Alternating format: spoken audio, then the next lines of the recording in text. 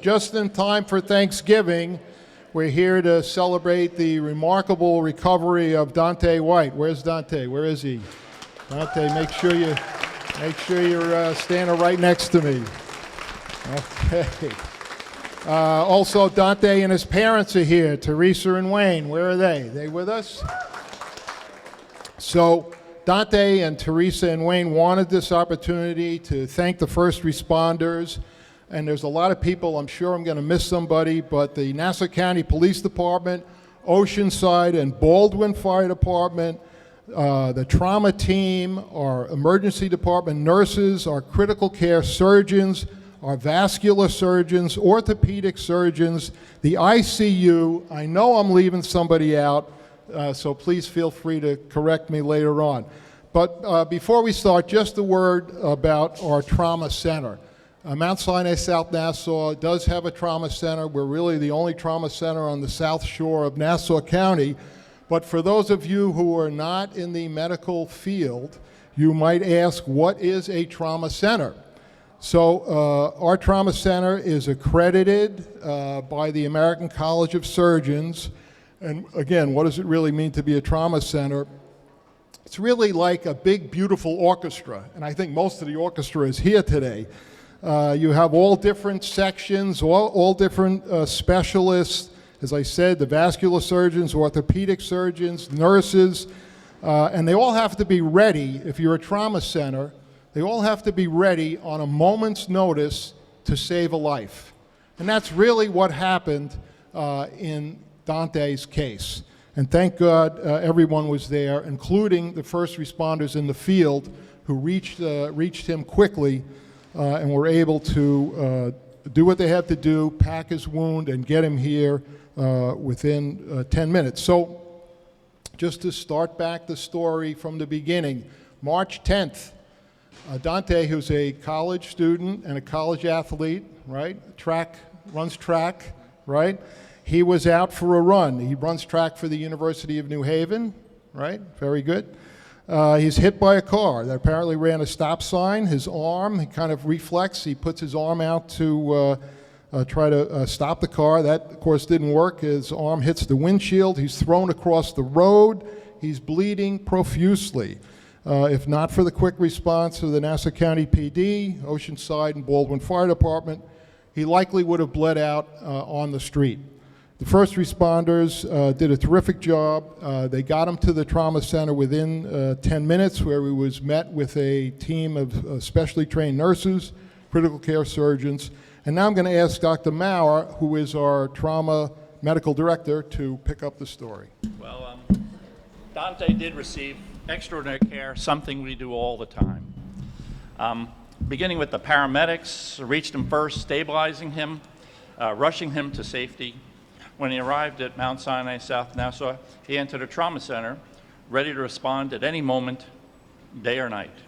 He required massive transfusions, more than 10 units of blood, and he underwent several operations.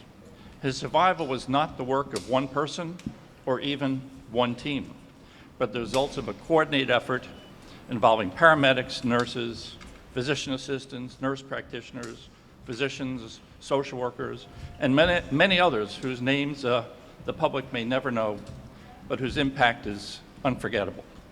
I mean, we all say trauma is a team sport, and Dante's story is proof of that truth. It's also a reminder of something important about our community.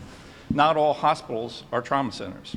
Mount Sinai South Nassau has made the commitment, both financially and operationally, to meet the rigorous standards set by the American College of Surgeons required to save lives like Dante's.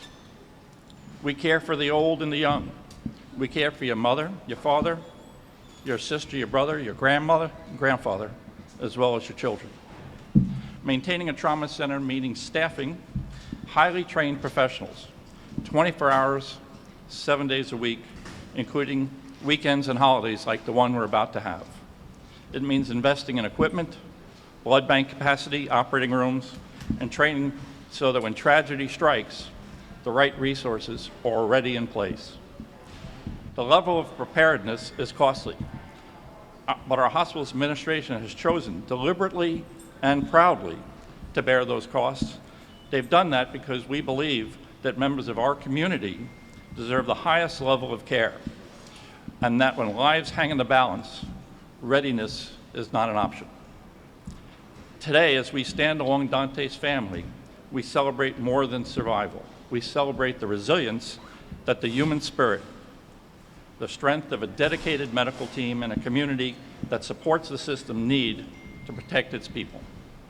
Dante, your determination and courage have inspired all of us. As we head into this season of gratitude, we're thankful that not only you're here with us today, but you have a promising path forward. We cannot wait to see you return to the sport you love, running again with the strength and passion that define you. Let's all take a moment to appreciate how many hands, how many hearts, and how much dedication came together to make this celebration possible.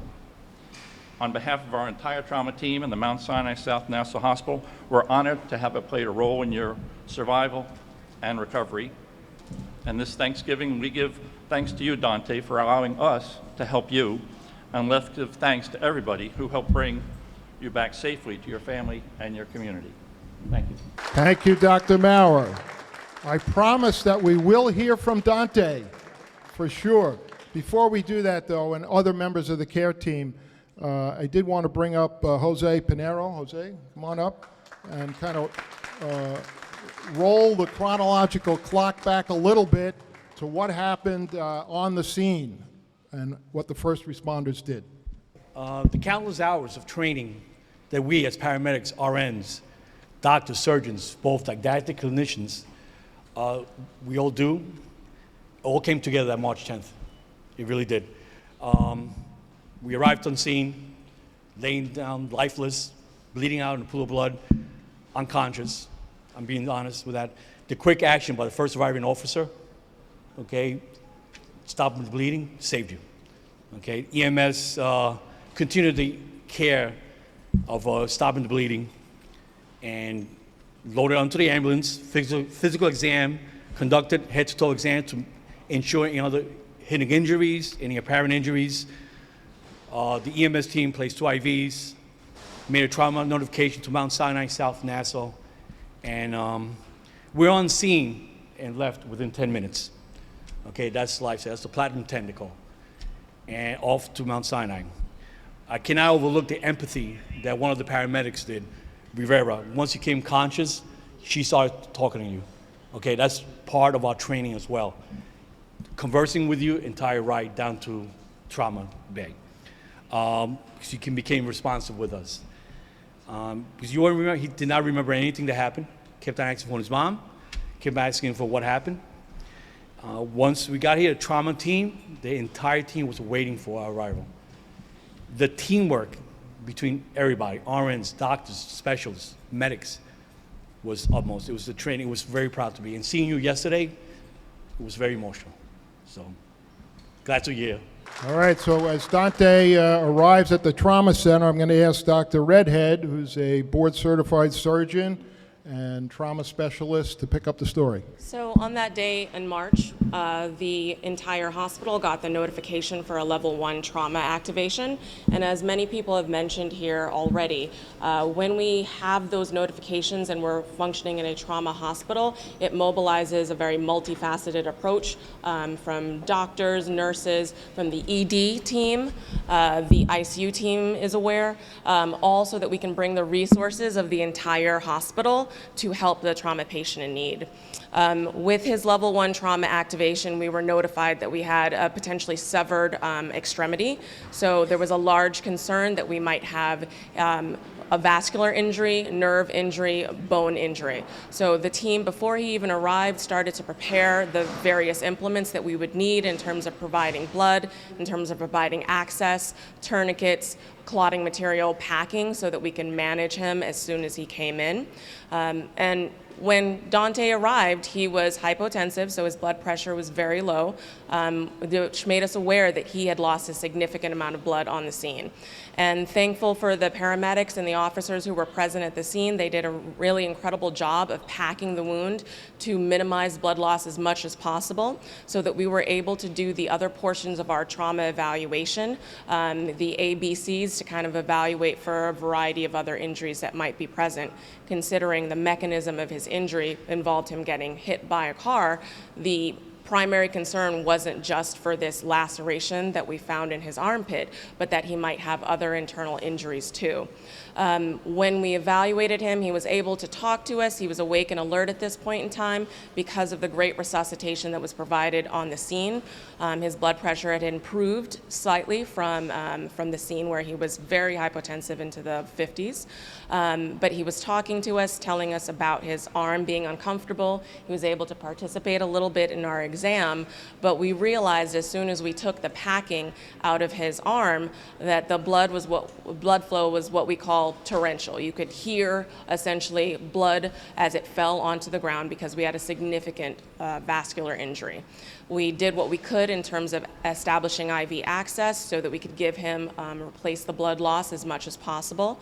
And our entire team mobilized the OR staff. We contacted our vascular team, we contacted our orthopedic team, did all of our necessary scans and x-rays so that we could prepare him to go to the OR, because we knew that the only thing that would help him at this point in time was getting him quickly to the operating room so that we could evaluate that injury and stop the bleeding as quickly as possible. So our team all came up from the trauma bay. We literally had one of our team members, our trauma resident, who was holding pressure as we walked up into the OR with her arm in his wound itself, trying to hold pressure to stop the bleeding so that we could get him prepped and ready for the OR to evaluate the injury. At which point in time we were met by our vascular surgery team, and our orthopedic surgery team came a little bit later to evaluate for a bony injury at the same time. But all of this required help and input from a variety of people in our hospital. That's only made available at a trauma center like ours, where we can provide all of these services and all of these people are dedicated to taking the best possible care of our trauma patients. So as Dr. Redhead mentioned, the trauma team got him ready to go up to the OR. I'm going to ask Dr. Sticco, our vascular surgeon and specialist, to pick up the story from there. I believe Dante had 7 surgeries, was that right? He was 10 days at Mount Sinai South Nassau, and then he also had additional surgeries done at Mount Sinai Main Hospital on the Upper East Side. Dr. Sticco, pick up the story. Yeah, so when I first met Dante, he was already in the operating room. The trauma team did a great job bringing him up as quickly as possible. And in this kind of a situation where he was at a potential loss of life, the quickest and the safest way to stop the bleeding was to put a stent within the artery to exclude the area of injury. So the blood flow would continue down his arm and there would be no more bleeding. So we were able to successfully place that stent. That stent provided flow throughout his arm, and then it enabled the anesthesiology team, the trauma team, to continue what we would call resuscitation, where he received all the blood products, the fluids that he needed, that he had lost so quickly during the incident. The orthopedic team with Dr. Hushmendy proceeded to intervene on his bony injuries at that time, and then he proceeded to the intensive care unit for several days. In the ensuing days, he required 2 or 3 more surgeries to replace the stent, to reposition the stent, and he actually underwent a fasciotomy of his forearm to maintain the muscles in his arm, to maintain their healthiness. About 7 to 10 days after the initial incident, he underwent a transfer to Mount Sinai, Maine in New York City, where he underwent a more durable repair of the artery injury. They actually removed the stent that we had placed and provided a bypass surgery where they placed a piece of his vein and rerouted the blood flow around the artery injury. This is a much more durable procedure, like I had mentioned, and it's much more resistant to infection. Subsequently, he underwent several plastic surgery procedures to repair the nerve damage that he had underwent during the injury, and I've been following him up since in my office. Of note, I would just like to say, in these type of situations where you're taking someone in the prime of his life and undergoing a potentially life-threatening, debilitating injury, it's very easy to get negative, to think all the bad things that have occurred, and I have not seen that with Dante, and that's a testament to his personality as well as the strong support system with his family. So I'd like to just commend him on that. Thank you, Dr. Sticco. And now I think it's time to hear from Dante. Dante, you want to say anything to the care team? I'd like to say thank you for everybody, especially the first responders and Officer Jimmy for saving my life, and everybody that helped me with the surgeries, and my family, my friends, of course. I wouldn't have made it mentally without everybody supporting me by my side. My parents, when I first got hurt, they didn't leave my side. They stayed in the hospital every single day, sleeping next to me, even when we went to the city in Manhattan. They rented a hotel, staying in the city with me. All 30 days I was in the hospital, and even recovering, my mom took personal time off from her job for 6 months. I really love my mom for that, even more so. And my father too, always holding it down. And I would like to thank you for my coaches too. When I first told them, they honestly thought I was joking at first until they saw me in the hospital. But I always joke around. Then I honestly thought I wouldn't be able to run again. And thank you for Coach Nick and Coach Williams for saying, we had to talk and said, is it possible for me to come back to the team? They said that's not even the option. You're coming back. First, I thought I would just be coaching. Then I got the green light to be able to run again. And I've been running ever since I got cleared in late August. And I'd like to finally say, people always ask me, am I good? I'm always good. Even when I was at my lowest moment, I'm still good. As long as I'm alive, I'm good. And just feeling blessed and highly favored. Thank you. Dante, I think I speak for everyone. You are very good. You're very, very good. And we're glad to hear. I heard a rumor that you may, in fact, be running again in a meet. Is that right? When? December 12th, Ocean Breeze. All right, tune in for that. Excellent. I think, Wayne, your father might want to say a few words. Nothing much to say. Everything is already said. We thank you. My family is grateful. We are thankful, eternal thankful for everybody, the community, the hospital, first responder, everybody. We are eternal thankful on behalf of me and the family. Thank you. So we do have members of the press here. If there are any questions for Dante or any members of the care team, we're happy to take questions. I think everyone's going to stick around a little bit. I did good with always staying positive, but definitely my lowest moment when a student came in to see me and he said he was doing a case study on me, and he said I was a really interesting case. That really that was like really a hard blow, but but besides that, my mom taught me back up, aunt taught me back up. And yeah, and definitely my friends too. When they first called me, they also thought I was joking. They didn't think I was being serious. But when I first woke up, I didn't know how serious it was. And I said I'll be back in 1-2 weeks max. I'll be good. I'll be back for spring break. But that's not what happened. But I'm still blessed to be here. All right, I see Greg is here now, so he might have a question. But I don't know who came in to see you, but we are a teaching hospital, so it was all in good intent. And I think I'm not a clinical person, but I think we can say that he's a good case study. He's a good case study, right? Very good. So excellent. You were first on the scene? Why don't you introduce yourself? How you doing? I'm Officer Havens, First Precinct. So I happened to be right around the corner. When the call initially came over, it didn't sound like a serious auto accident. When I got on scene, that quickly changed. The whole time, Dante was kind of joking, saying, you know, my mom's going to be mad. Am I going to be able to run again, you know? And I'm just happy to see the outcome be as positive as it was. So I've been in touch with Wayne and the family since then, and he's a great kid and great family, and couldn't be happier the outcome is the way it is. Dante and his family are going to stick around for a while. The critical care team will be around for a while if anyone has any other questions. All right, thanks everyone. Happy Thanksgiving. What a Thanksgiving story this is.